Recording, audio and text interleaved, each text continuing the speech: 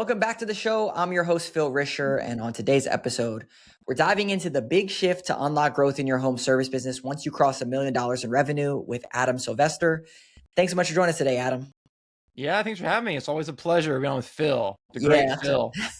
So Adam's owner, Charlottesville Gutter Pros. They're a client of ours. We also have done stuff together. Adam's the host of the Jobber podcast, Masters of Home Service. He was on our podcast before, probably 2 years ago, and we talked about building the $1 million business in 36 months. And I thought it'd be good to have him come back on and talk about what has shifted in the business once you cross that $1 million threshold. But with that, Adam, can you give someone like a quick background, the CLC side, like how you got to this point? Yeah, definitely. So I started Charlottesville Lawn Care when I was a kid. And then in 2013, I became like full-time lawn care, basically. And then in 2020, I was hanging out with my friend, Donovan Questenberry, down in North Raleigh, North Carolina. And he was doing big things in the gutter world. So I went down and visited him, followed his guys around, and he made a fortune in one day. And I was like, well, I want to make fortunes every day too. So I opened up a gutter company basically the next day. Still have my lawn care business. I'm actually actively, I don't think you know this. You actually do. I'm actively growing that business. I put on the back burner for a couple of years while I grew Gutter Pros. Yeah. But now I want to do big money in grass and in gutters.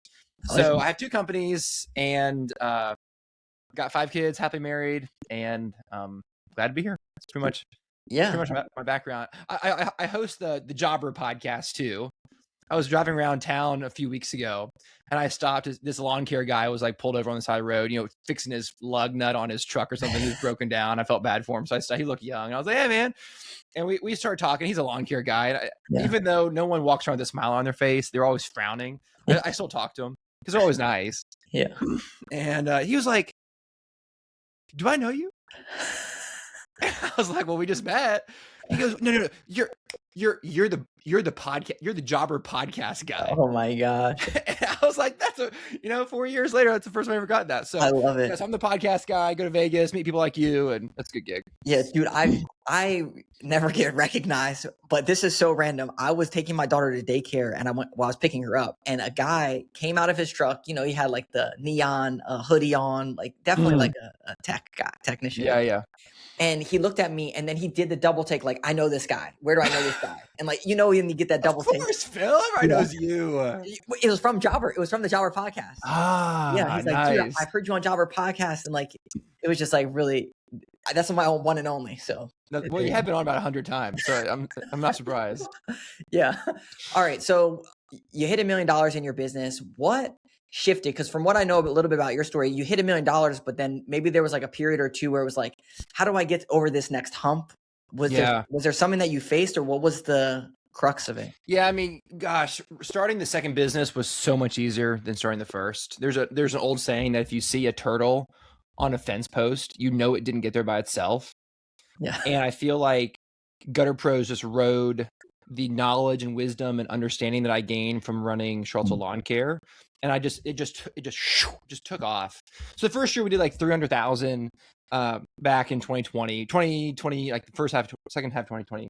And then we did 800,000 and then we did 1.1 and then we did 1.3 and I was like, and then this past year we did 1.85, which was, I was happy with. My goal was 1.8. And there are some things that you have to like change a little bit when you start to grow. You can't just rely on referrals. Not that I ever did, but I talk to people all the time. They're like, "Oh yeah, just referrals."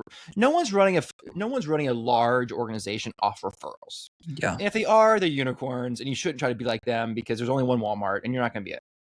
You have to actually like create like a sales and marketing machine. You can't just rely on like your website anymore. You can't just rely on one channel. That's the thing. I like it. What got you to $1 million won't get you to 2 or 3 or 4. You have to cast the net so much wider. You have to increase the number of leads you get by a lot. And especially for people like me, high volume, low average job size, we need a lot of leads. Yeah. We need a lot of leads. And so we can't just rely on the old stuff. We have to like innovate and create more demand. Yeah. So in your business, can you talk about how the sales structure has shifted? Because in your business, you weren't like running out doing all the sales calls or anything, but could you talk about even like in the CSR inside sales rep role, how that has shifted and what you had to build out? Phil, I just hire a bunch of VAs from the Philippines and they just run my business and it's amazing. And they cost $2 an hour. And Yeah. I don't do that kind of stuff. And I know there's a lot of people out there. You know what drives you crazy, Phil? When like someone in a group setting, maybe it's like a WhatsApp chat or wherever around a dinner table, and someone asks a pretty like legit question. It's well thought out. It's deep. It's not just and some guy, and we all know who that guy is. Oh, well, you just need a VA from the Philippines. Yeah. That'll solve your problem. No. And you're like, I'm just so tired of the get a VA from Philippines answer. I've had VAs from overseas for certain things, but never customer facing, ever. Okay. Yep. Now, my Gutter Pros company, we have remote staff who are CSRs. One's a semi-retired woman who's like 65. Her husband's a musician, and they travel around the country in an RV, and she has Starlink. She's amazing. But she's American, and she knows houses, and she knows stuff, right? Yeah.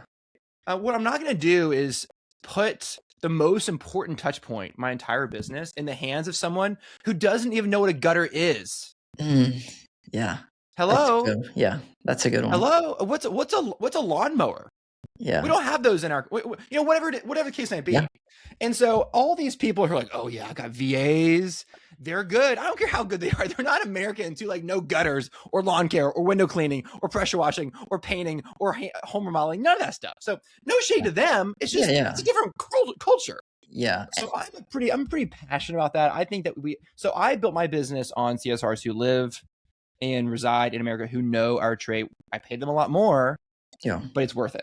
Yeah. So how has your sales, when you talk about the sales structure that had to shift from $1 million, before, I'm just guessing this, maybe it was, hey, just call us. This is our pricing. Let's have someone come out. Did you start tracking booking rate? Did you start giving them some type of incentive? Was there something? Yeah, I think two things changed. One, we got you guys in place 2 years. We're coming up on 2 years next month with you guys. Yeah. And it's been awesome. Obviously we went from 1.1 to 1.3 to 1.8. So big growth. But like we just weren't nurturing our clients. We just weren't. We would send them a quote follow-up a couple of days later from Jobber. That's cool, but that's not nurture. Yeah. And so the nurture had a huge impact on our ability to just like wrap our tentacles around our clients in a way that we couldn't before. So that's number one. And that plays out in a lot of different ways. That plays out with y'all's software. That plays out with how our CSRs follow up on a regular basis. We're doing happy calls now, which we never did before, and to make sure that people are happy and whatnot. The second thing we've done, and this is a big Hormozy thing, but we've really nailed down what our offer is. Really, what is our offer? Yesterday I was at the gym, and the chick here that does Valpak, you know what Valpak is, the blue envelope, the coupons. Yeah. I used to think I was stupid. And then I did it because she saw me at the gym one day and she was like, "Are you the gutter guy?" I was like, "No, it's not me. It's somebody else." Because I knew she was some kind of salesperson. Yeah. I heard her pitch. I did 3 months and it was like 10x return. It was awesome.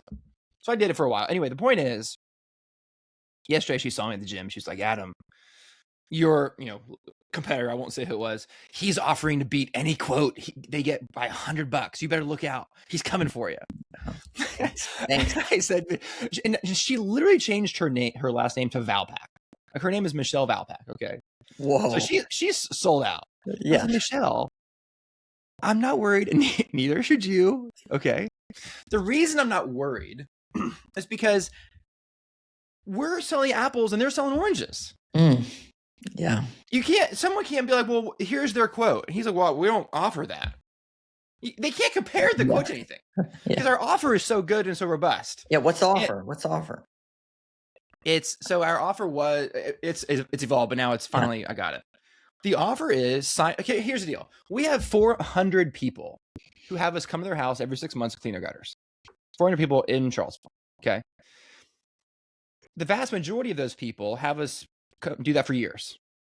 So once we realized that, we just made a plan for it. We called it something really fancy, the Gutter Protection Plan. And so all they do is you sign for 2 years, you get 4 cleanings, and one of them's free. 4 for the price of 3. 3 cleanings, you get one you pay for 3, you get one for a 4th one clean. However you want to say it. We're still working out the messaging on exactly how to say it right. Yeah. they're gonna sign up for 2 years anyways. Might as well give them a free cleaning. Yeah. And that free cleaning costs us $100. We get $1,500 up front from them. That's pretty darn good. And we can use that to keep reinvesting in Valpak and all the other things we want to spend money on. Yeah. I think about in HVAC, it's like, hey, so you could pay, $800 today, or you could get this cleaning for free, and you're going to need us every 6 months anyway. So we have this thing where you get this first cleaning free, and then you get the next 3 paid for, and you pay now. Right. And our technicians, once they finish cleaning somebody's house who didn't sign up for the plan, can say, hey, ma'am, were you happy today? Yeah, you guys were great. Great. Do you want today to be free? Yeah. Oh, you know what? I forgot about that. Yeah. Let's do that. Yeah. So it totally sets the technicians up for easy sales. We're going into the first full year that we roll out the deal or the offer. So you have me back on the podcast in a year, and I'll report back on how it went. But so far, it's going well because I had a woman who I never thought that she would do it, just based on her demographic and all that. And she was like, "So how much is it?" I was like, "It's $2,700." And she was like, "Yeah, I'll do that." And she paid right then. And that was, I think, the second or third one that I closed. And I was like, okay, I like this. I could get used to this. So having a really compelling offer, because then I feel more confident now. I feel confident that all my marketing is actually pointing to something. It's not just like, yay, us, we're your favorite gutter company. Yay, me, and you, party. It's like, this is what I want you to buy. Yeah. Every time you turn around, it's gonna be on TV, it's gonna be on radio, it's gonna be on billboards, yard signs, flyers, door hangers, mailers, everywhere you go. It's gonna be gutter protection plan, buy 4, get a free one. I love it. And I think that is a very consistent message that people can really sink their teeth into. Yeah, I love it. The CSRs, have you incentivized them on booking jobs or selling these things or anything like that to turn them into inside sales reps? Because I see this shifting in home service. Yeah. They do get a percentage of sales of whatever they book. Yeah. And that's the other benefit of the offer is because they get what are their percentages, 2% on like a much larger number. Yeah. 27. So instead of them getting 2% on like $500, which is fine, now they're getting it on about $1,500. Well, that's 3 times more. Yeah. But yeah, we definitely incentivize our CSRs. That's definitely an area of growth for me for 2020 for this year. It's like I could definitely be better at like training our CSRs to say the exact thing. But honestly, I've just there's like fires that are burning your house down, and then there's fires in the kitchen that are kind of like just over in they're cute little fires. Yeah. That one is more of a cute little fire for me, where I'm trying to tackle some bigger things this year than that. Yeah. But I could see once like the true spring rolls around, I'm going to do more role play. I've done role play with them before, like tested them and stuff. But yeah, I mean, CSRs, there's no more important. It's just so important. Yeah. I agree. Just throw some cheap person in there. You just can't do it. Yeah. We see like the booking rate piece of it for, especially like in your business, this is what like happened at mine. I was duct cleaning. So it was average ticket, $500-$600. That booking rate, if we were booking at 50% and we got it to 60%, that's 10% more jobs. Right. And we don't have to spend any more on marketing just by fixing our script and having some goals. Yeah. So huge opportunity there. What would you say as far as like a leadership? So I know, you took a whole month off from your business while you were growing, to 1.8 million or at the beginning. Yeah. What was that decision like? And then maybe walk people through what that helped you out unlocking your business and coming up to that decision point. Well, first of all, anyone who's like, "Oh, I'm Adam, I just love working so much, I wouldn't want to take a month off." You're lying, and you have no idea what you're talking about. It was the best thing ever. Yeah. We were gone for like 5 weeks, and I was completely unplugged. I deleted every app off my phone that would ever even make me think about work, banking apps. I mean, every app. Wow. I told my technicians every single possible way, don't call me, don't text me ever. Yeah. Even if you get a car wreck, I don't care because I can't do anything. Like I told them, I don't want to hear from you ever. And it worked. It was awesome. And what I learned from that was when I came back, there was just some tension in the air and just some bad feelies, right? Mm-hmm. And what that was they didn't, Adam, we missed you, whatever. They didn't miss me. What they missed was my communication, my effective communication. What they missed, there was a vacuum. What they missed was Adam listening more than he talks. They missed that fact that like I don't interrupt them when they're speaking. I let them finish their whole thought. And then I say, anything else? They miss that I like actually look them in the eye instead of like playing on my phone while they're talking. And then as soon as they're done talking, I put my phone down, then I start talking. I don't do that. And so what I realized when I was gone is there was just poor communication. And I preach this stuff every Monday morning in our meetings, because I think that organizations rise and fall on the level of their communication, how effective their communication is. So I preach this stuff, but it still didn't really matter. While I was gone for 5 weeks, it all kind of crumbled. But what I came away knowing, which was good, was that like, that's all teachable. I don't have to have like Adam around all the time. They don't really care about me. They just care about my behaviors. And those are teachable. And so guys, like, how about you just like give each other the benefit of the doubt instead of jumping to conclusions? Yeah. And all these things. And so from a leadership perspective, one, I can always do better at that. And then two, I can also expect my team to be better at that as well. Yeah. I think having the vision articulated every single Monday, like what you're doing, and then giving them a voice and a platform to be able to speak their piece and feel like they got it off their chest or it's out there. Right. When there wasn't that outlet, they probably felt like it's all just bottled up and then it wasn't there. Yeah. 100%. I would say the other thing that's changed for us is that we have to become, earlier I mentioned that we have to become like a sales and marketing machine, just crank out leads constantly, but we also have to crank out new hires. We spend so much time like thinking about where the next lead's going to come from, and then we don't really spend any time recruiting. Yeah. And I think my competitors are missing out because some of my best hires have come during the quote slow season. I sit across the table from people all the time who are like, well, technically I have a job, but they laid me off until the spring basically. And so, but I can't do that. I got to work full time. I'm not a bum. I want to work. And so I hire those people. I might end up paying them. I might hire them to do nothing for 6 weeks. Yeah. But then I have a good hire forever. And so it's so short-sighted what these competitors are doing. I'd much rather pay, what was that, $5,000, $6,000, $7,000 in wages, or not even that much. Yeah. To then have them forever. And so that's been a shift for me, is like always be recruiting and always keeping a pipeline. Because here's the thing, our listeners know it's not easy to recruit and get great candidates. No. And it's even harder when you're in a bind. Like big time. It's like, oh, well, maybe I'll just like really try hard the next 2 weeks and get somebody. That's not how it works at all. And and so we've changed our philosophy. Like we're doing interviews basically almost every Thursday now, and we're batching them. We're doing 4, 5, 6, 7. Once we did 8 in a row, and we're just constantly recruiting. And I like what it does because obviously for obvious reasons, we need more employees and more staff and more technicians, but then also it just subtly reminds the team that like something that Hormozy says I like. He said, your best talent is in the future. Zing, baby. Woo. It's a zinger. Cool that one off a little bit. Yeah, it's a zinger. Yeah. No, I don't flaunt around my technicians. I'm very appreciative of them. And I love them. They're great. But there is this healthy mentality, competitive, that we're ever growing, always expanding, and that this company does not hinge on one individual. Yeah.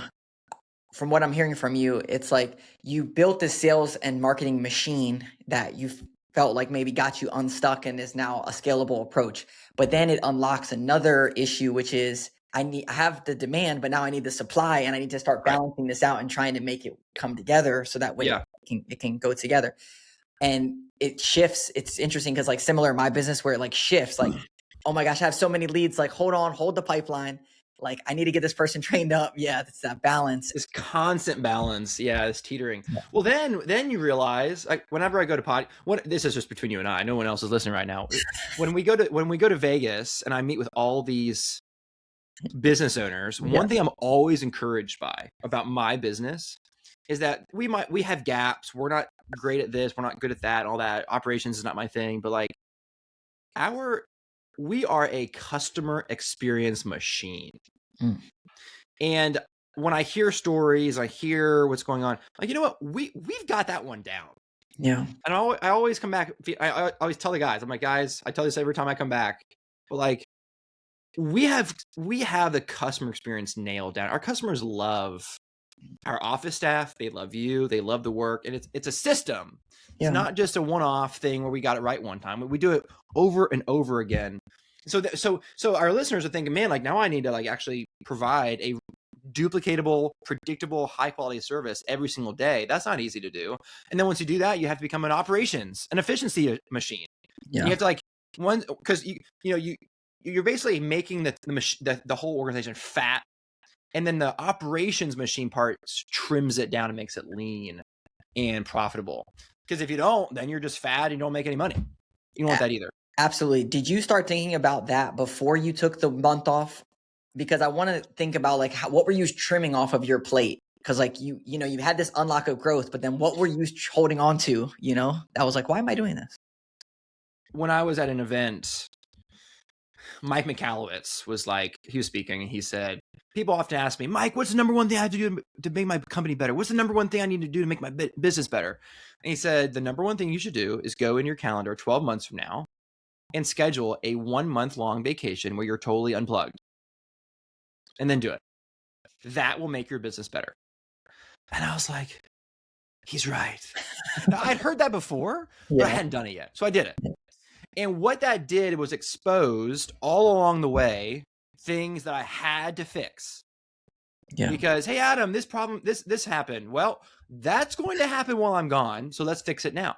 And so for every day, without hyperbole, no exaggeration, every day, not some days, not Sunday, not Saturday, not every day, I thought about how to make the business better for a whole year. Yeah. Tell me that won't make your business better. Yeah. And then here's the kicker. When I got back, it's like a heavy truck that drives over a bridge that has tiny little hairline fractures. You can't see the fractures until the heavy truck drives on it, and then you see them. And the month long was a truck. And so I got back. They were like, hey, this happened, this happened, this happened.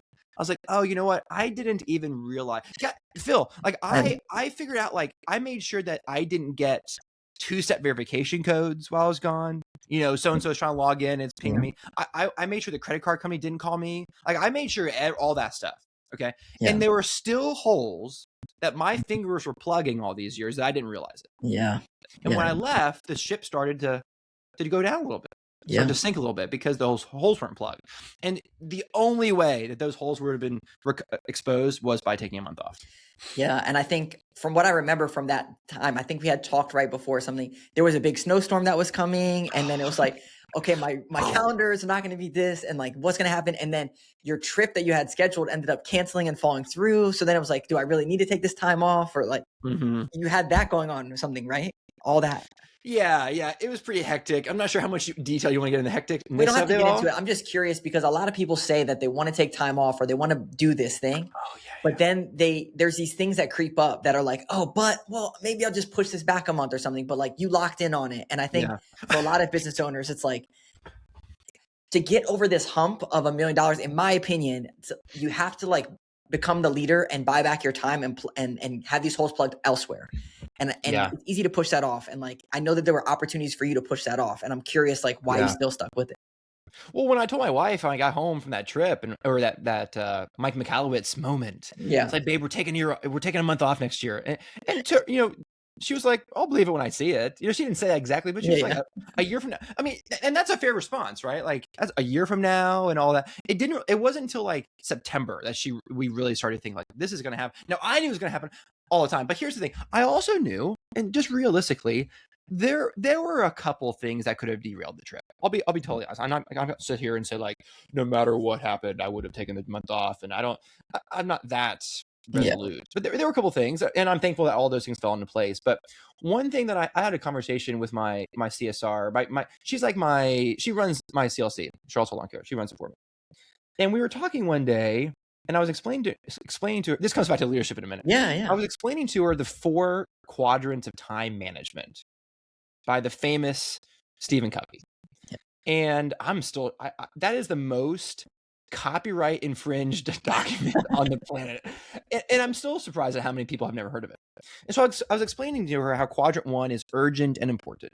Quadrant 2 is where you want to camp out. It's important, but it's not urgent. It's changing the oil in your car and spending time with your wife. Those are important things, but they're not urgent things. But if you neglect them, they become urgent and they become important. And now your car blew up because you didn't change oil. Or your marriage blew up, God forbid, because you didn't hang out with her. So I'm explaining all of this to her. And quadrant 3 is not urgent, or sorry, it's urgent, but it's not important. Yep. And then the fourth one is like not important, not urgent. So the quadrant 3, I was explaining to her, I said, Giselle, this is quadrant 3 stuff for me is like email. And then we were on Slack at the time. I'm on Missive now, but I was on Slack at the time. I said, and frankly, this is like Slack messages for me. And she was like, what? And I basically was telling her that all of her stuff to me was urgent, but unimportant. Because if I let those things dominate my life, I won't.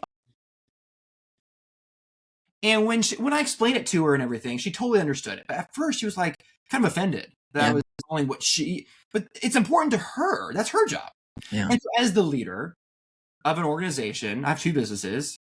You can't just be pulled one way. You can't just drift along. You can't just be pulled by the wind to and fro. Hey, Adam, I need this. Hey, Adam, I need that. Hey, Adam, I need. No, like I have time that I'm not available, and that's okay. Yeah. And I think our listeners just need to really take that to heart within reason, wherever your business is at, and say like, no, I need to get 5 hours of work, legit work done a week. Yeah. And I need to carve that out. And I can't just like respond to Slack right away. I can't just respond to email. I can't text. Like you can't answer the phone. Hey guys, I'm going to be gone for 2 hours. I don't care what happens. Figure it out. Bye. Yeah. And you'll be amazed at what happens. Yeah. Yeah. Even your people aren't complete buffoons. Yeah. They'll figure it out. They'll figure it out. I took a week off last year and like complete disconnect. I didn't do the full month. But I did a full week, and it was like, okay, my business ran, stuff happened, like that's great, and things happen. Even some of my team members, like had to take a week or 2 off, and it's like, okay, well, we have all the checks and balances in place, so that way, God forbid, someone gets sick or something happens, like we have the checks and balances in place. Yeah, and it really comes down to this. Our listeners have to answer this question for themselves. Do they want to have a lion by its tail? Because if you have a lion by its tail, what do? You can't let go of it. It's going to devour you. Yeah. But you also can't keep holding on to a lion forever. So what do? Keeps getting that's bigger, what a lot of us have to do with our businesses. We're just kind of stuck in this in between. Yeah. So you have to decide, like, do you want to build do you want to just keep doing whatever you're doing? Or do you want to build an asset? Like build an actual thing that you own. I was talking to a buddy of mine a couple years ago. This really, really changed my perspective on business, and he has no idea. But he was an employee of a property management company doing property maintenance, and he was managing all these properties. And I asked him casually if, whatever his name is, the owner, ever jumped in and helped, or does he help you with that? And he said he looked incredulously at me and said, "Well, no, he's the owner." Yeah. I said, does he help you with that? He was like, what? No, he's the owner. Yeah. And that's when I realized that my perspective was wrong. That I'm the owner of my businesses, but I act like somebody else. I act like an employee of my business. Yeah. And so do you want to build an asset that you can actually own and either sell or just get rich off of? Whatever you want to do. But you got to decide. And once you decide to build an actual thing that you actually own, that doesn't own you, then you'll start making these decisions that actually propel you in that right direction. But until you decide, you're just going to keep like holding on to the lion's tail and wondering what's going on. Yeah. The big unlock for me on that was thinking of it as a sports team. Like there's a quarterback, running back, wide receiver. Then they're like, technicians or team members. Then you have the coach on the sideline who's like a manager. Then you have the owner in the owner suite. Mm-hmm. And he's warm. And he's warm. But if they need to run a play, does the owner come down and say, hey, let me just run this fade route real quick. Just throw it up to me. No. Right. Does the coach come on the field and say, hey, like, let me take this quarterback option? No. It's the players and then it's the coach. And they all have different stress levels and different things, but they all have different roles. Yeah. Yeah. Yeah. Having different roles marked out in your business is so important. Because if an employee ever says like, hey boss, you coming out here to help us today? I get that. I used to get that a lot. Guys kind of mess with me a little bit. Like, hey boss, you coming out today? Do gutters with us? Yeah.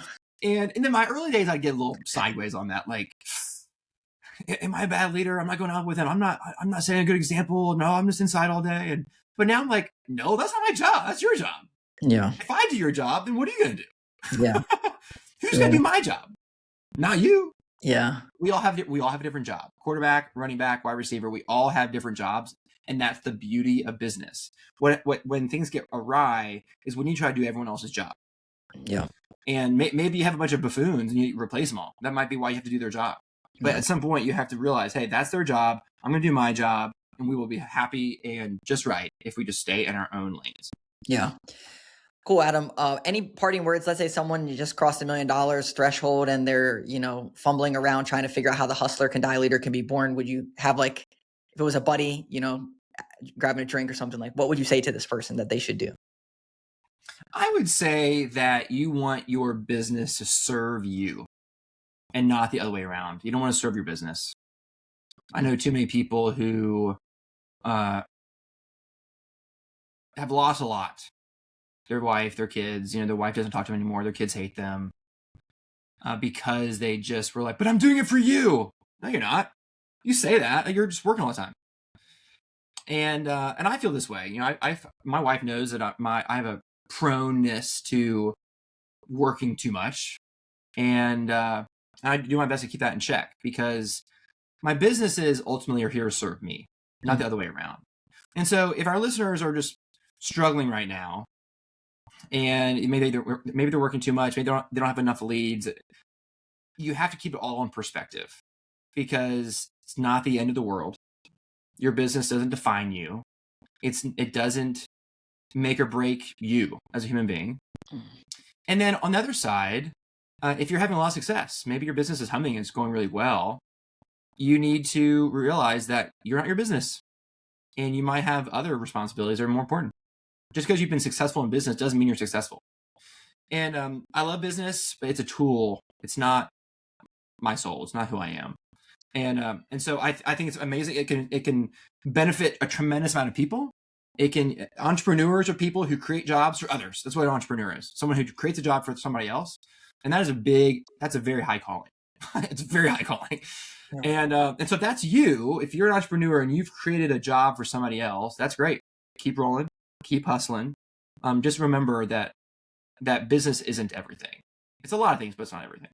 I love that. There's a really great book on this called The True Measure of a Man.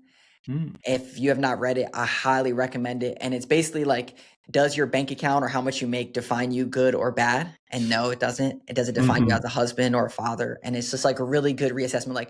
We're not inventing oxygen, right? It's we're cleaning gutters, we're doing some duct cleaning, we're helping people with their HVAC. And there's a role for that to help people, but it's not life or death. And also you're not defined by your performance. Yeah, 100%. Cool, man. Where should people go to learn more about you? Obviously, if you want to hear Adam and I talk more, we have a bunch of jobber podcasts where we've talked on this. So Masters of Home Service Jobber. But for you, Adam, where should they go to get connected or learn about you? My website's adamsylvester.com. I'm not a huge social media guy, but I'm on Facebook the most. Yeah. People can find me there. I've been listening to Josh Latimer's newest podcast. Have you heard about this? The Money Lever podcast. Oh, yeah. I've been binging it. He released 25, 26 episodes all at once. And I've always been a big Josh Latimer fan. So you should go check him out too. Yeah. But I'm at adamsylvester.com. See Jobber's podcast there and some other little projects I've been working on. And people can reach out to me. My phone number's on there. Facebook's on there. Love to get in touch. Cool. Well, thanks, Adam. Appreciate you. Have a great day, man. See ya. Awesome. Thanks.